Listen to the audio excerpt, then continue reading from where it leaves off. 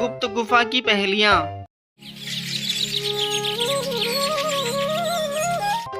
पुराने समय में एक छोटा सा गांव था जो चारों तरफ पहाड़ों से घिरा हुआ था। गांव के पास एक प्राचीन गुफा थी जिसके बारे में कहा जाता था कि वहां एक अनसुलझा खजाना छिपा है, लेकिन गुफा के अंदर जाने वाला कोई भी व्यक्ति कभी लौटकर नहीं आया। एक दिन गांव का एक बुद्धिमान युवक अन्ना खजाने की सच्चाई जानने की ठानी। उसने अपनी तैयारी की और गुफा के अंदर जाने का फैसला किया।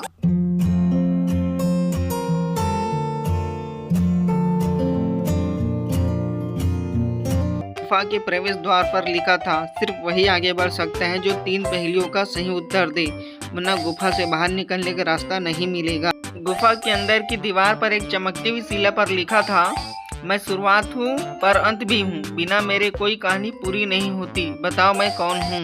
इसका आंसर केवल 2% लोग ही दे सकते हैं। आपके पास 10 सेकंड है, अपना आंसर कमेंट करें।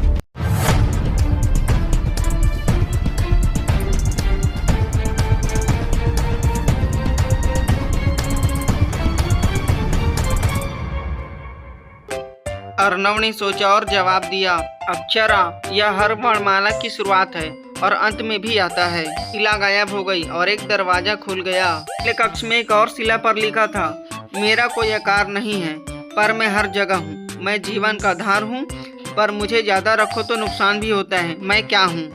अर्णव ने थोड़ा विचार किया और कहा, पानी, यह हर जगह है और जीवन का आधार भी। शिला गायब हो गई और दूसरा दरवाजा खुल गया।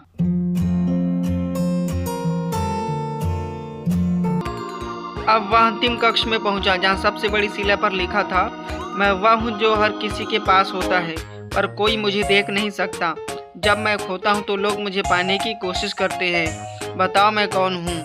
अर्णव ने मुस्कुराते हुए कहा, समय हर किसी के पास होता है लेकिन उसे कोई देख नहीं सकता। शिला गायब हो गई और खजाने के कक्ष उसके सामने खुल गया।